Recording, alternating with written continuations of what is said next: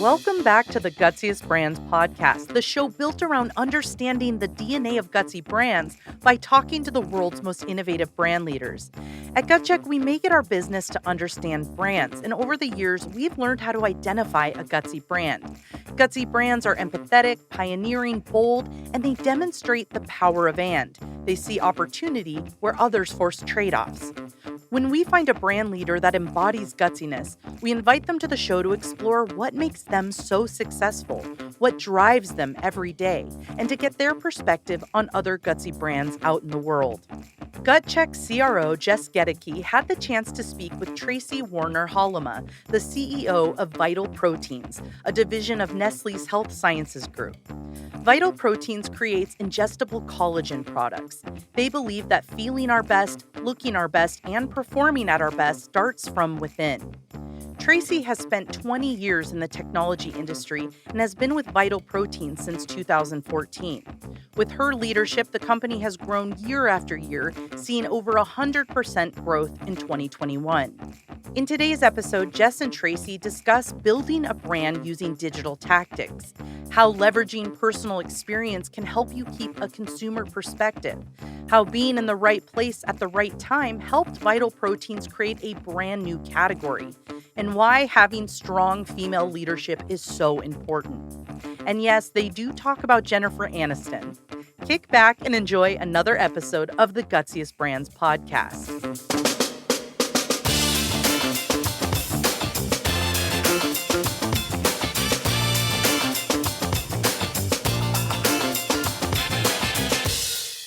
Tracey, I am so excited to be talking with you today. I truly believe that you are a bright light in our industry, and I've been so excited for this conversation to have you on Gutsiest Brands podcast. So welcome. Thank you so much, Jess. Thrilled to be here. Thanks so much for including me. Oh, of course. So tell us a little bit about yourself, and then we're going to really deep dig into your background. But first, just tell our guests who you are. So I am currently the CEO of Vital Proteins. Vital Proteins is a collagen company. You may have heard of us.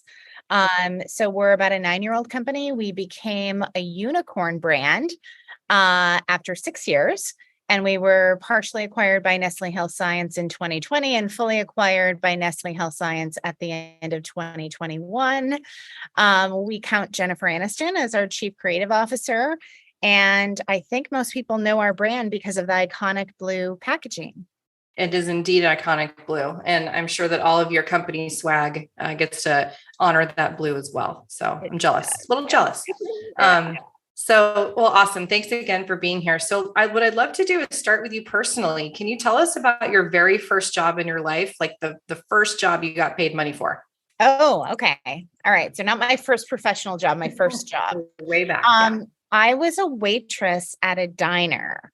So my dad's friend owned the diner, and I was 14 growing up in Northern Michigan. And my dad felt it was really important that I had a strong work ethic. I think, the Midwest work ethic really is interwoven into really everything that I do and even how I parent. So that was really instilled in me when I was 14. So I was initially a dishwasher. I showed up for the first day on the job.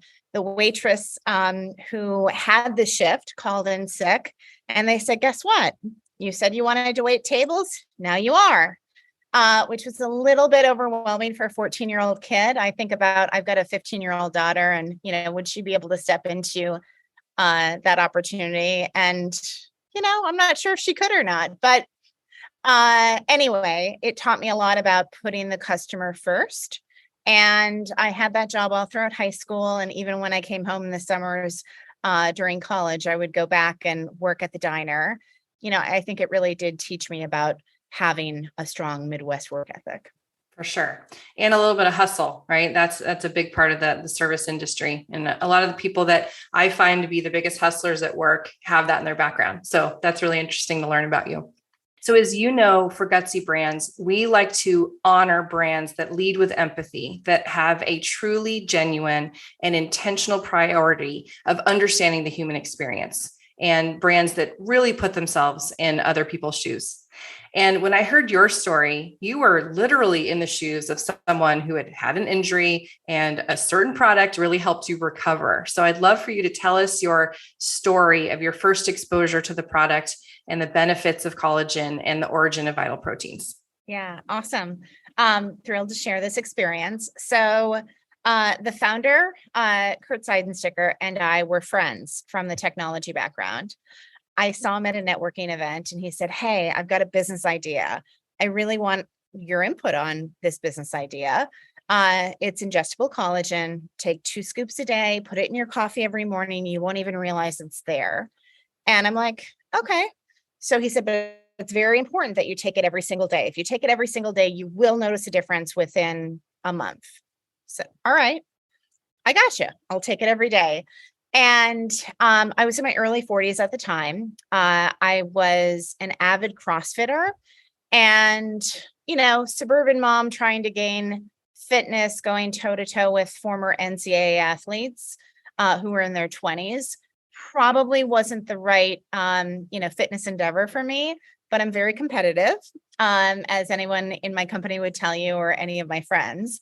And I decided to kind of go toe to toe with these young athletes, went into the CrossFit Open Games, and undoubtedly injured my shoulder. So I had a shoulder labrum tear. I went through 6 months worth of rehab, trying to get mobility back in my shoulder. And at the time, I was an executive in the tech world. It was a pretty annoying injury for me because I traveled a ton. And every time I get on a plane, I'd have to have someone else help me with my bag. So I didn't have full mobility in my shoulder. And after taking Vital Proteins for 2.5 weeks, I went to reach up and get a platter for dinner. I was making dinner for my family. And I'm like, wait a minute. Is this my good shoulder or is it my bad shoulder? And then I realized that I had mobility in both of my shoulders. And I wasn't doing anything different besides taking collagen, taking Vital Proteins collagen. So I immediately called Kurt and I said, try to play it a little bit close to the vest. I think, you might be onto something here. And how can I help out?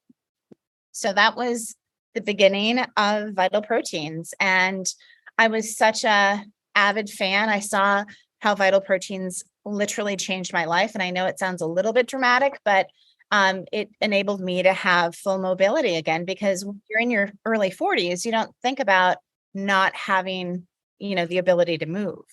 There was a deep rooted passion for me and empathy for anyone that is going through, whether that's, a surgery, whether that's, celiac disease, any type of challenge that someone may go through where collagen could help serve as a conduit to better wellness. Mm-hmm. So how does that human centricity play out in how you think about your innovation and how you think about your branding? Like, do you keep that person that you're helping at the heart of it? Yeah, we have a couple of different, kind of profiles that we innovate products for. I would say that we've always really resonated with the millennial consumer, and that millennial consumer happened to be, the folks that kind of first really latched onto the Vital Proteins brand. So, we always kind of think from a consumer mindset first and foremost. So what are the functional challenges, health challenges that consumers are facing? What are we facing as an organization? I remember there was a guy who joined our organization pretty early on, and he had carpal tunnel. So he played in a band on the weekends, and he also was a gamer, and then he was a software developer for us. So he was constantly, working with his wrists. And I said, hey, Dan, you should probably up your collagen consumption. Let's see what happens. And, sure enough, it aided and his carpal tunnel was mitigated. So I feel like in the early days, we really leveraged our own experiences as consumers first. And because the core of our founding team were not classically trained CPG folks, we were able to look at it from a different vantage point, because I feel like a classically trained CPG person would immediately dig into the data and what is the syndicated data telling me? What is the white space analysis? What is the panel coming back with? And, we really approached it as a consumer first mindset. And that's interesting. And I'd love for you to talk more about that tech background. One of the things that we like to talk about in terms of Gutsy Brands is this power of which is finding opportunity where others might force compromise. And one way that I've seen that play out is entrepreneurial companies employing big company tactics and vice versa. And especially now that Vital Proteins is part of Nestle, I'm interested in what do you tap into from that tech background and how you lead the brand today? And what does that look like to broader Nestle? Well, it's funny because it's evolved a little bit. Like in the early days, I know we talked about this previously, we always used to call ourselves a digital marketing company that happened to sell CPG products. And that was our approach. Like we wanted to be digital first. So initially we didn't go into retail. We launched on vitalproteins.com and we launched on Amazon. And we really dug into knowing who our consumer was. We did a ton of surveys. If you fill this out, you get 25% off. And we really felt like we tapped into that consumer by deploying digital tactics. And once we kind of figured out who our consumer was, then we set up our distribution strategy. So the first retailer we went into was in 2016. So again, it was a little bit of a backward approach that I think most CPG companies would have always went into retail first and then tried to establish brand identity and then go into a .com experience. So we wanted to build the brand first. We wanted people to be educated and activated consumers. And then once they were activated, then they would go into retailers to buy our products. And it was definitely a different mindset. Retailers weren't familiar with that approach, but they loved it because people were coming in saying, hey, where's the Vital Proteins? So they didn't have the onus of building the brand. We had the onus of building the brand.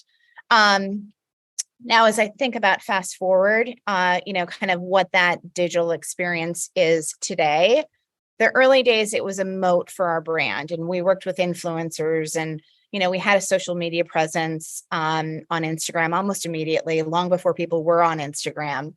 And now I think it became the roadmap for other brands to emulate. And I would say that, no longer is social media and influencer our moat. Now we have to think about what our next generation moat is as a company. We still are very Amazon forward. We do a lot with Amazon and we do it a lot digitally. It's just evolved a little bit and it's more CRM, affiliate marketing. It's a little bit more intricate than it was in the early days. Mm-hmm. Yeah. And it's so interesting to think back to those days before, digital marketing and social media was as big of a deal as it is today. What are some of the risks you took at that time? Were there some places where it was a fail fast? Oh, fail forward was our motto. We had kind of two big mottos in the early days. One was we sprint. We've since kind of modified that because I think it really forces burnout in this day and age. So that's no longer a motto. But the second motto was fail forward. And we were okay with failing. We had experienced failure a lot coming from the tech world. And that's the iterative, agile development cycle is all about finding the point of failure and then learning from it and then reiterating it and then finding the point of failure. So that was a process in how we approached the company. So we were fine with failure. We learned from it. I would say one of our early lessons was Kurt, our founder. He really thought that Vital Protein should be a paleo running company. And we had partnered very early on with Melissa Urban of Whole30 and Mark Sisson and, just folks that kind of came out of the paleo movement, if you will. And he thought that the whole mission statement should really be around, kind of maintaining that sports performance as you age. And that certainly is a theme of what we do. But everything that we were hearing from these surveys back from our consumers, and this was probably before we could afford syndicated data, was saying that people were buying collagen for hair, skin, and nail benefit. So I really pushed him and said, we need to enter the beauty market. And we had an opportunity to pitch Target. In his mind, we should be in the protein powder section, which at Target is called OTC, over the counter. And in my mind, I said, no, we have an opportunity to be in the beauty section. Doesn't mean that we can't go and pitch OTC, but we have to take this advantage, because if they're willing to build a category around ingestible beauty, and we're the only brand in their ingestible beauty category, this is going to be an inflection point and a growth tipping point for Vital Proteins. And that was in 2017. It was March of 2017. We didn't really have the right products to pitch Target because the price point was a little more elevated then. And I think our products were a little too architected. We had to reformulate our products and our flavorings to make it more appropriate for Target. So that was a big inflection point in, taking a risk and being okay if we failed. It's a compelling example, because at the same time you're creating this new category, right? So this ingestible beauty. And I'd love for you to, if you can pull on a story from those kind of sell-in conversations, but how did you paint that picture of what that future aisle or store section could be? Like, tell us about how you built conviction around that really bold idea at the time. Yeah. Well, thankfully we had a very progressive buyer, Ashley Kamara. She's no longer with Target. She's actually working for a brand, but she had a vision of what ingestible beauty could be. So, sometimes I think it's being in the right place at the right time. And that was exactly a moment of being in the right place at the right time at Expo West in March of 2017. So she came up to the booth and we had a very engaging conversation. And initially our beauty collagen line was supposed to be sold into spas. And, again, an elevated, even our formulations were, cucumber aloe with marine collagen. So it was a little different type of consumer that we eventually found. But Ashley was open-minded. And I think, one of my mantras in life is always be learning and be curious. And she had that curiosity. She wanted to learn more. She wanted to see, how would this fit the Target guest? So bring it to me as if I'm a Target guest. And we had about 10 days to turn around the pitch of our lives. I remember canceling spring break with my family so we could work on this pitch. And we went into Target and we completely changed the palette. So the beauty collagen line was a little more muted. It was pastels. And we really amped it up and made it hot pink and, like a poppy bubblegum pink as well. And a stronger lavender that was a little more poppier, that connected with the rest of our product family. So if you had a Vital Proteins blue collagen peptide next to it, it would anchor in the color palette. So we did a lot to really think about that target consumer. And instead of going in with lavender lemon and cucumber aloe, we went in with strawberry lemon. So we made it more accessible for mass. There were a ton of trips into every Target that we could go into and really think about the experience. And if this lived within the beauty set, what should it look like? What should our planogram look like? What could we do from a on-shelf education standpoint? Because again, the consumer would not be accustomed to ingestible beauty. So we really leaned into education at shelf in order to connect with that consumer.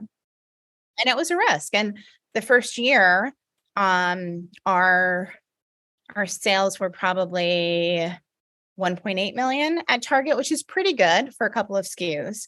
And then by year 2, we were 12 million. Year 3, we were over 20 million. And now it's a much bigger book of business as well. Incredible. And And that's the description of the unicorn brand, right? That's what you mean by that. And it's so phenomenal to hear the thinking that it took at the time and the framing that it took at the time to paint this picture of a future that was not yet realized. So I love that story, and it gives so much more meaning to when I see Vital in the store now. So thank you for sharing that. Yeah, of course. Another aspect of Gutsy Brands that we like to honor is standing behind bold ideas, even if not popular at the time. And I was reflecting on the proportion of your leadership team that's female, which I believe is about 70%.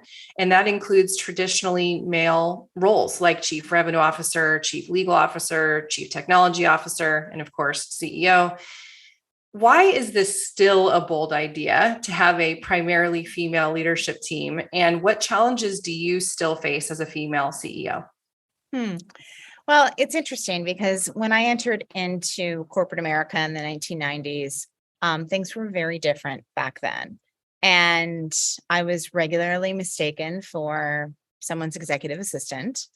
And, I think that providing space and providing a career path for females is so important. I'm a mom of two girls, and my oldest is a sophomore at the University of Michigan. My youngest is a sophomore in high school. And for me, it's all about paying it forward, because if I pay it forward for the current generation of leaders who will eventually become CEO, then that next generation is going to pay it forward for my daughters. So I think that especially in CPG, when you think about CPG brands out there, like the majority of products that are purchased by women. So, it's always interesting to me going back and watching old episodes of Mad Men, and you had Don Draper and all these guys trying to figure out how to market lipstick or market tampons. And, it was like, talk to Peggy, right? So, I think now in 2022, what do modern CPG companies look like? There should be strong female leadership, because again, females are the ones doing the primary purchasing of consumer products, whether that be groceries for the home, whether that be beauty products, whether that be, even garbage bags and paper towels off Amazon. So fundamentally, I think that modern companies should have leaders that look like consumers. So again, we can go back to that consumer first mentality. Sure. It's absolutely true. And what challenges do you face today, either in continuing to build that female leadership generation or yourself as a CEO? I mean, I think that there's always, a sense of imposter syndrome, no matter what role you're in, because if we're truly being honest with ourselves and empathetic, no one gave me a playbook on how to be a CEO.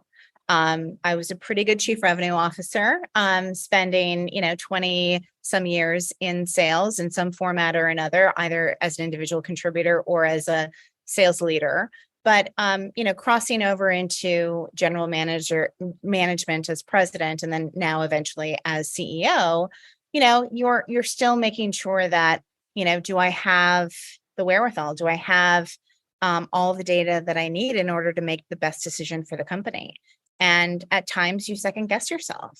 And when I think about, how I can be better moving forward, I'm really working on, the empathy aspect of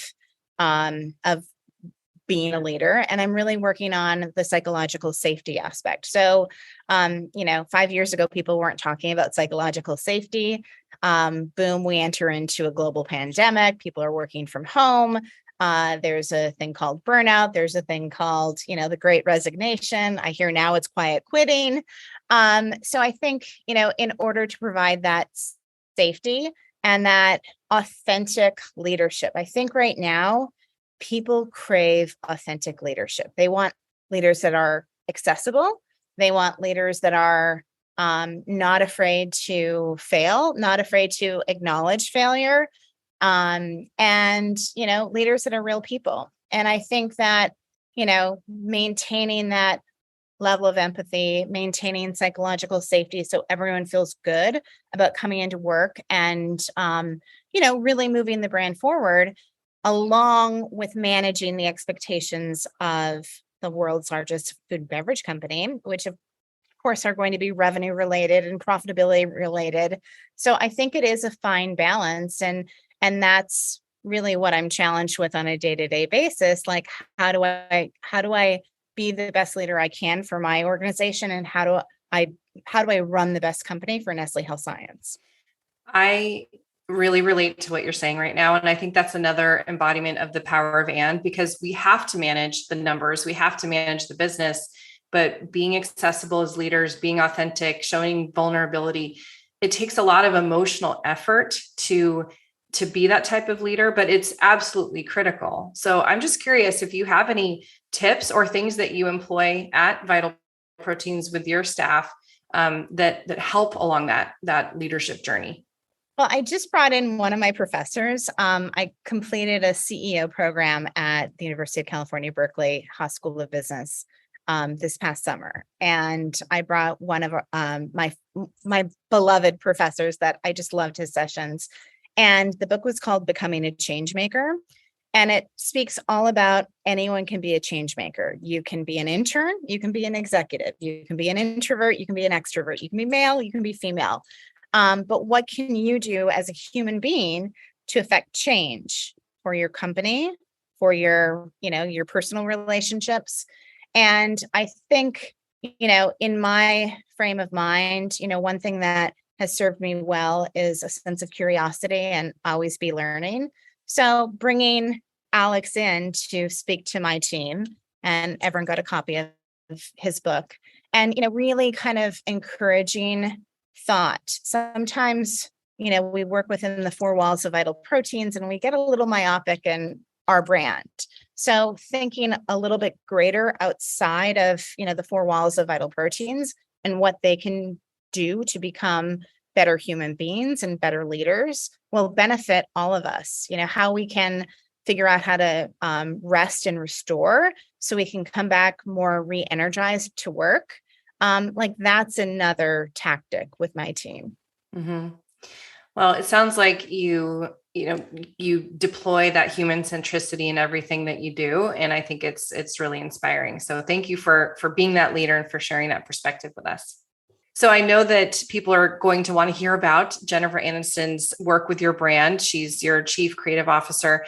I'm curious, why does Jen have such an authentic relationship with your brand? Like, what is it about the brand, the product, and her that it has so much magic? Well, first of all, she's an authentic user of Vital Proteins. So in 2015, her functional doctor said, you should start using collagen. Here's a brand that I use that I know is a clean label. It's been tested for, everything. And you should start taking it. So in 2015, when most people had never heard of Vital Proteins, and certainly, maybe didn't even know of collagen, she became an authentic user of Vital Proteins. And then in 2016, there was an article that was published, and it was People Magazine Most Beautiful Woman in the World. It was Jennifer Aniston. And in the article, it talked about healthy aging and what she's doing to look so amazing. At the time, she was in her late 40s. And she talked about a collagen peptide that she uses and that it gives her skin a glow. We didn't know her. We certainly weren't paying her. And there was a call out with a picture of a Vital Proteins canister. And I think there was, I don't know, maybe 10 people that worked at Vital back then. And we were like, holy crap, I can't believe that Jennifer Aniston used our product. And it was the inflection point of so many things at Vital. It became part of our pitch deck to every single retailer. So even though we didn't have measures of success in retail at that point in time, we were able to parlay that into why they absolutely had to have Vital Proteins on shelf, because if Jennifer Aniston's using it, everyone's going to want to use it. It parlayed our work with attracting higher quality, higher caliber influencers. And it spurred on a lot of innovation as well as education around smoothies. So we did a whole slew of like Jennifer Aniston's favorite anti-aging smoothies. And it was really a catalyst for growth for our company in the early days. And I think, we continue to have some level of relationship with her. But realistically, as a 10 and 20 and $50 million company, we really couldn't afford a celebrity like Jennifer Aniston. So our company continued to grow. Obviously, her media presence continued to grow. She hadn't done a lot with social media. And then in 2019, she decided to get on Instagram. And if you remember correctly, she broke Instagram because she obtained more than 20 million followers in one day. And after she was on Instagram, and for us, we really built our brand off of Instagram. So we kind of felt like, all right, and we had talked with our venture capital firm who had worked with other celebrities, and other names were kind of toyed around with, but we always kept coming back to Jennifer Aniston, because if there's one celebrity that really embraces healthy aging and agelessness and mitigating, the whole process of aging, there's no one better than Jennifer Aniston. And so then, sure enough, we reached out. She got on Instagram. We were about ready to start an acquisition process. And we felt like it would be a really good storytelling opportunity when we met with strategics that were looking at our company. If we had a relationship with Jennifer Aniston, how much more sticky would that be with our consumer? How much leverage could we get with new placements? So, that was really the impetus of the early relationship, how it kind of forged in the middle. And then now, at this point in time, we're innovating products with Jen. Jen's always been a longtime believer of health and wellness. And even back in the 80s when, we were all putting Rice Krispie bars in our lunch pail, she was not. She was eating really healthy. She always says that she was raised by a hippie mother. And, eating clean was important, even when she was a teenager. So I think that aspect of, what was important to her from, a functional health perspective really played out well with who we were as a brand and how we came together from a partnership standpoint. And she's got great ideas too. Our new Jennifer Aniston bars, we've got one with lion's mane and reishi, all about, kind of focus and, clarity and even like a sense of zen. So she brings very good ideas to the table that we act upon. I bet those ideation sessions with her are really fun. Yeah, they are. Oh, that's so cool. And you're her boss. That's pretty cool. Technically, yes. That's awesome. I love it. And it is, that story shows it is such an authentic connection to the brand. It's not superficial. She was an early user and, subscribes to a lot of the mantras that you have as a brand. So it's fantastic marriage. So in terms of your leadership style, as you mentioned, you have a sales background. So you were an individual contributor, sales leader, among other trajectories. And I'm just curious, being a sales background myself, what characteristics do you think help you in your job today? Are there some points of view that you tend to lean into, or metrics that you manage that you think set you apart because of your sales background? For sure. I think, I might be a little bit biased, but when you think about the path to CEO, I think, you have one path that comes from the financial background, and you've got a path that comes from the commercial background. And then you may have a path that comes from marketing or innovation, but it's usually commercial or financial. And I think the commercial mindset, which would be the sales mindset, is really focused on growth. So I know that deep down, like the core of who I am, my true north has always been doing things that have never been done before, creating revenue models that were never there before. When we first met with our VCs, they said, "What's your dream retailer?" I said, "Costco." Like, if you're in at Costco, like, you've made it as a brand. So I think that growth mindset really enables me to think holistically about our business in different ways than other CEOs. Because you're constantly thinking about what's the incremental win here? Is the incremental win innovation? Is the incremental win here leveraging Jennifer Aniston? So it's really about, kind of how can I find that incremental lever that's going to propel my brand further than that of other brands. So I think that that's unique. And I do love numbers. I was an econ major and statistics was my favorite class in college, which I know sounds super nerdy.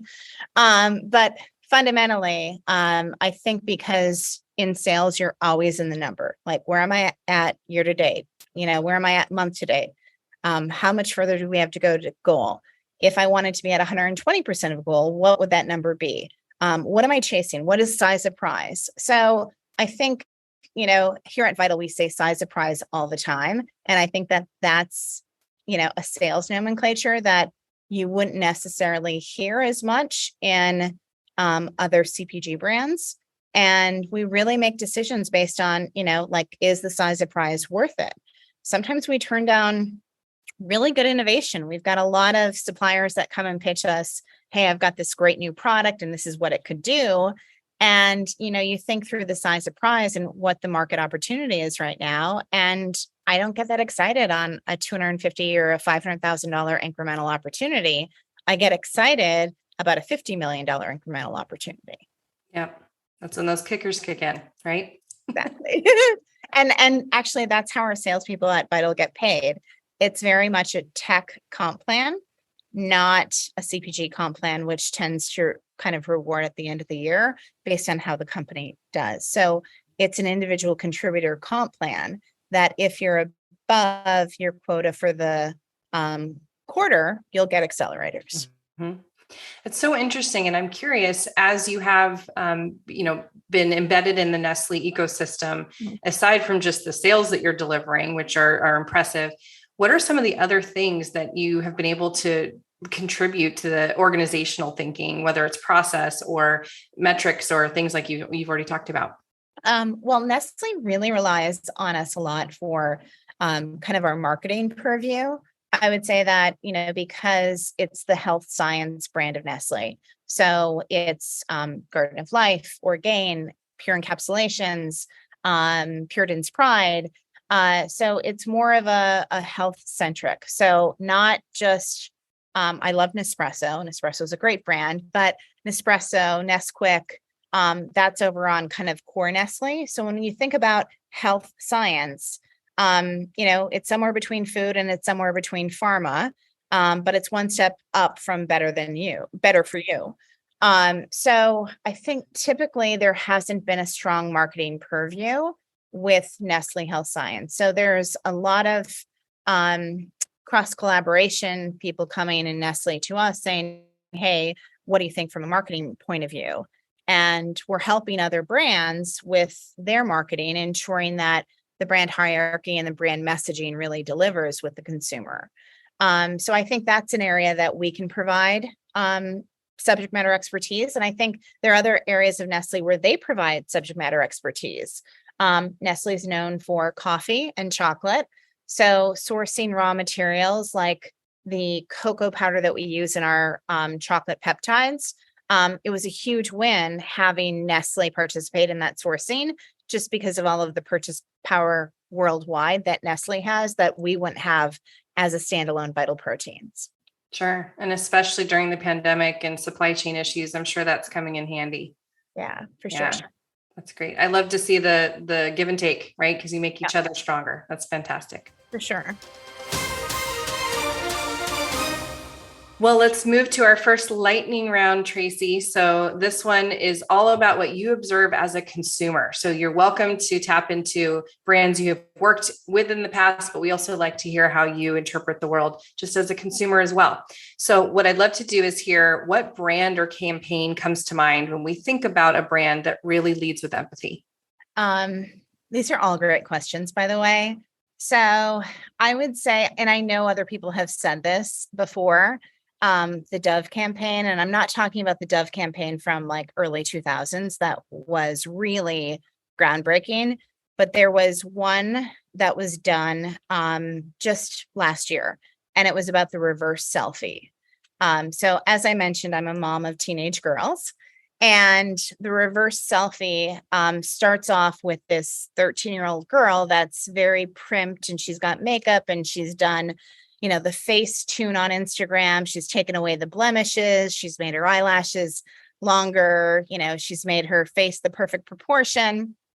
And it reverses all the steps that it would take to go from that perfect selfie image into what she actually looks like.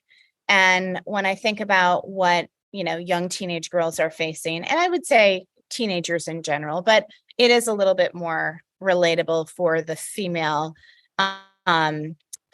teenager. And, 65% of them have, body images. They have negative feelings about how they look with selfies. So I think that whole campaign was just really touching upon, that need to be accepted, that need to feel beautiful in your own skin and not have to, go to such extremes of photo editing and, making your eyes look bigger and your lips look bigger. It was just really touching for me as a mother to kind of reinforce this message with my girls.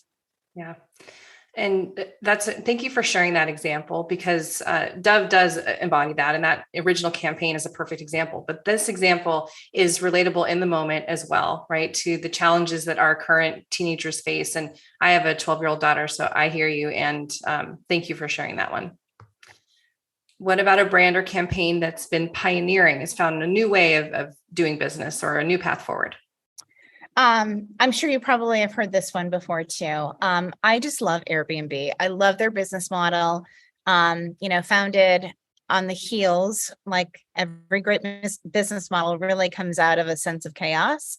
And their chaos was the mortgage industry kind of downfall and the recession that happened in 2007, 2008. So the company was formed in 2009, and the early premise of it was, hey, we were laid off. We've got an air mattress in our living room. Should we see if anyone wants to sleep on the air mattress, because hotels in San Francisco are very expensive. So I love that, kind of rule breaking, like this is something that hasn't been done before. This is something a little bit outside of the box. Would it work, right? Getting back to taking risks and failing forward. So I love that their whole business model was about taking risks and failing forward. The experiences, they've had a lot of really great marketing campaigns in the past few years. I love the Outside In campaign, which is sometimes called the Pantone campaign, which Outside In was the color of the year in 2017. I'm a big fan of green. I love green. We do have an iconic blue canister, but my house is predominantly green. And this Outside In was all about like having this Instagrammable moment while you're renting an Airbnb. And I just think it was like very creative. And it was also very of the moment, because in 2017, 2018, everyone was Instagramming everything. So I love that they continually think outside of the box from a business model perspective, adding experiences, but also from a marketing perspective. Mm-hmm. Yeah. And I love that you talked about, being bred out of chaos, that those moments of friction or tension is where the best innovation happens. So great example. How about a brand or campaign that really stood behind a bold idea, even if not well understood or popular at the time? Well, I think any female entrepreneur is going to say Sarah Blakely and Spanx. I love what she did back, 20 some years ago.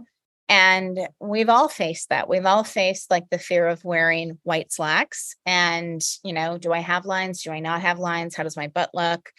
So I think that she really, again, thought outside of the box, was extremely curious with a potential solution to her own problem. And I think it was certainly bold at the time. I mean, I think she was in her 20s and selling fax machines, again, a sales background, hustling on the street, selling fax machines door to door. So I love that, she really had a bold approach to, here's a problem that I'm facing. Here's how I'm going to solve it. And, even like the initial pitches to Nordstrom and Neiman Marcus were really out of, this is how I feel as a consumer. And I think your consumers are going to feel the same way. Mm-hmm. And as you're describing her, how much you want to bet her first job was a waitress? Probably. There seem to be some commonalities. Yeah. How about a brand or campaign that sees opportunities where others force compromise? This one, I would say Sephora had a campaign that was all about, so it was for Pride Month. I think it was a couple of years ago, and it was We All Belong. And, this was really before, I think, the trans community and the LGBTQ community came together and recognized that women are not the only ones that buy makeup. There's a lot of other people out there that would like to buy makeup, but they would like to feel safe buying makeup. And it really is just such a beautiful campaign that is all about inclusivity. It's all about, pursuing your own beauty. And it just like emotionally really hits the mark for me. And for Sephora to kind of understand that, like, how can we make beauty products, the products that we sell in our stores, more universal for someone other than me as, a 50-year-old suburban mom consumer, I think was really on point for the time. I also love their campaign or their in-store tactic where they have different color baskets for if you want someone to approach you and help you, or if you just want to be left alone. I love that too, because it speaks to not just, how people were feeling shopping during the pandemic, but just how we are as humans and how we want to be shopping. So are we having a good day or are we having a bad day? Right? Do we have a baseball cap on and do we just want to go in there and get mascara? Right. Exactly. I also think Sephora has the best loyalty program in any industry. So they're leveling, the ability to get all of these free samples.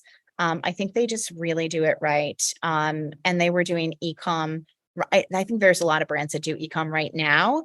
But like 5, 6, 7 years ago, they were doing e-com right then, before the pandemic, which I think really speaks to how they're constantly trying to evolve and service that consumer. Mm-hmm. We'll have to find a leader there to interview. That sounds like they give great point of view. Yeah. Okay. We're down to our spill your guts round. This is all about you as a person. So you just be you and it's going to be a good time.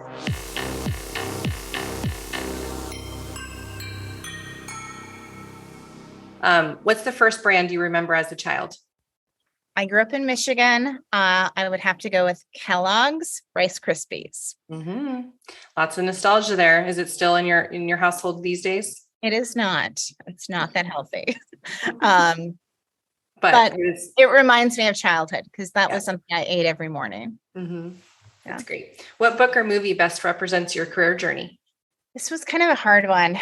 I'm going to go with Erin Brockovich. I think the core of who she was, single mom, just like me, always challenging the status quo.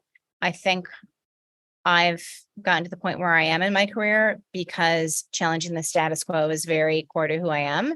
I think she was also very curious and she was seeking out solutions that that weren't completely apparent right in front of her. Yeah. So that curiosity really, drove the success she had against PG&E. Mm-hmm. Great example. Yeah. How would you describe your job to a child? So twofold. So first and foremost, I help my teams grow to become better leaders and teachers. And the second piece of it is I create products that help people feel and look better. I love that you led with your people. That is so cool. I'm going to borrow that if that's okay. No, go ahead. What's one piece of advice you would give a business leader that is trying to convey some of these gutsy characteristics? don't be afraid to take risks. If you're really going to succeed as an entrepreneur, you have to be courageous and you have to not be afraid to fail. And failure can be a catalyst for growth. And I think if you use failure and adversity wisely, you'll be wildly successful. Great advice. Yeah. What is the most used emoji on your phone? I looked it up this morning, a blue heart. Okay. So Vital Blue. So whenever we like something internally off Slack, we use a blue heart. And I think it kind of goes back to, tapping into that empathy and while still being on brand, because we're a blue brand. That's so cool. I love that. And finally, we have a Gutsy Brands playlist, which is epic. If you haven't listened to it, please do. What song would you add to it? Good as hell, Lizzo. Come now, come dry your eyes. You know you a star, you can touch the sky. I know that it's hard, but you have to try. If you need advice, let me simplify. There you go. That's a good way to close it out. I have genuinely enjoyed this conversation, Tracey. I learned so much. You reinforced the reason I think you're such a bright light. So thank you for sharing your wisdom. Thank you for owning this incredible brand that does change lives out there and making it fun along the way. So thank you for being here. This was such an honor for me. So thank you.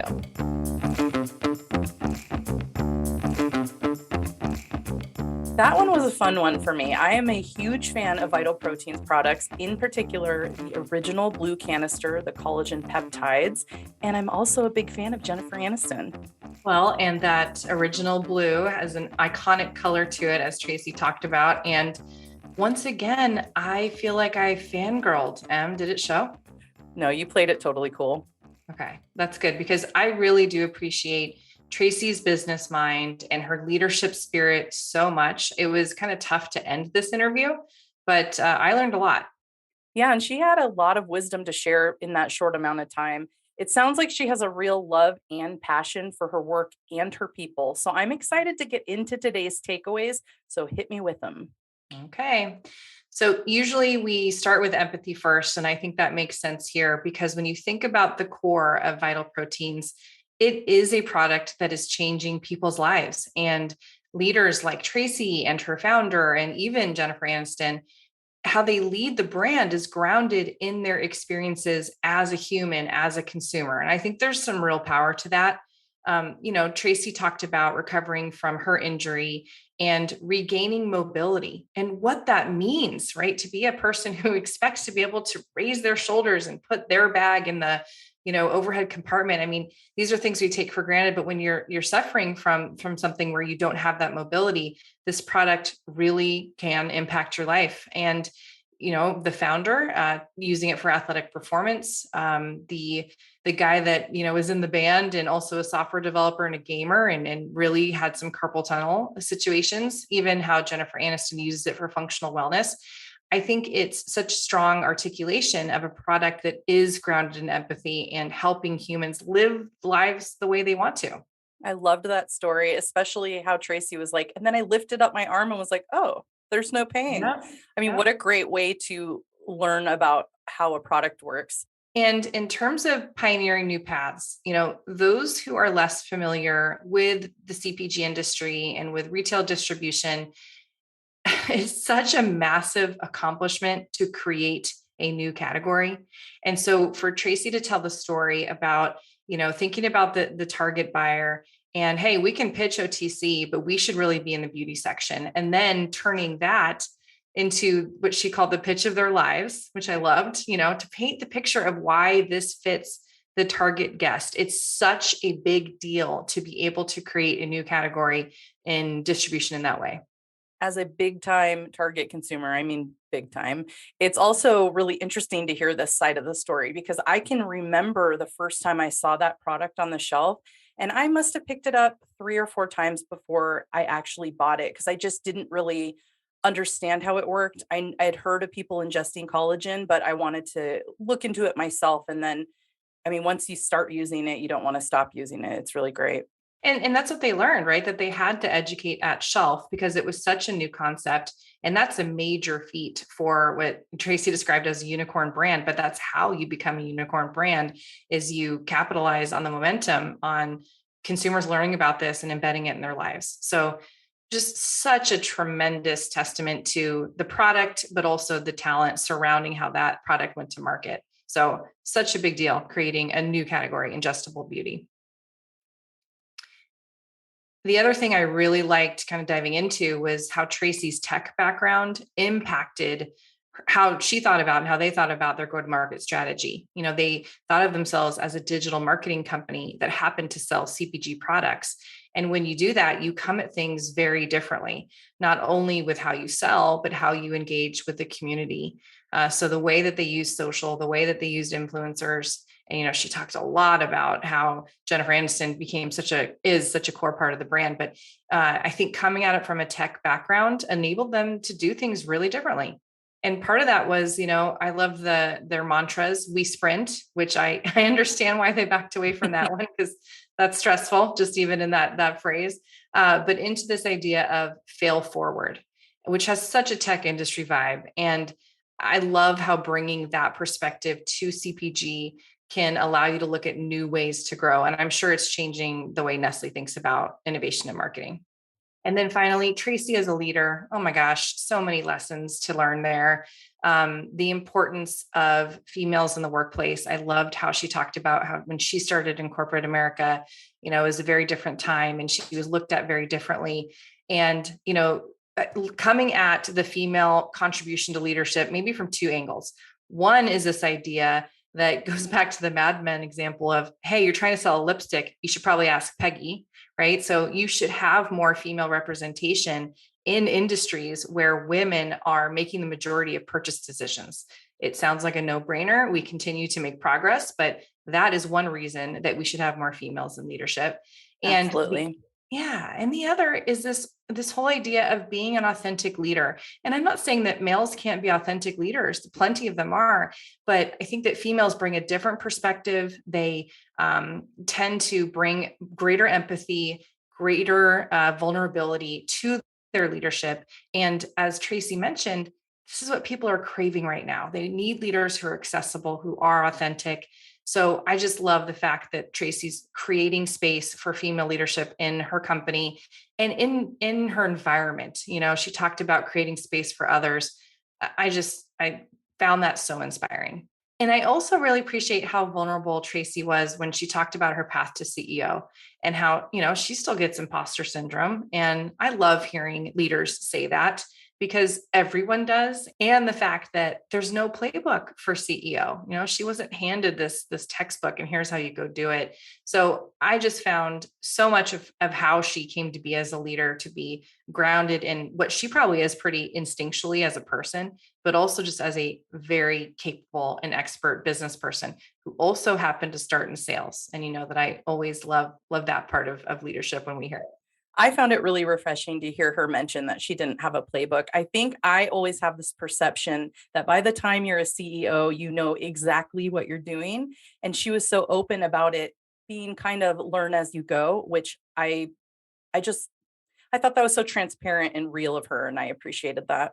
And the other thing that was really resonant with me is the brilliant way the power of and really comes to life through what Tracey described. Vital Proteins now being part of Nestle Health Science's division. As Tracey said, that division was really craving this comprehensive approach to marketing that Vital Proteins has. And so the ability for Tracey and her team to give the Nestle Health Science team that appreciation for empathy, a new way to look at innovation, keeping consumers at the core, like that's what they could bring to the table. And Nestle can give Vital Proteins this massive opportunity with access to supply chain, relationships with retailers. It's just a great illustration of the magic that can happen when you combine two very different ecosystems and maximize the power of both. Yeah, overall, this was a conversation I was really looking forward to, and it absolutely met my expectations, surpassed my expectations. She shared so much of herself and, how she inspires others, how she leads an incredible brand. And so I think the listeners will really enjoy this one. Nice.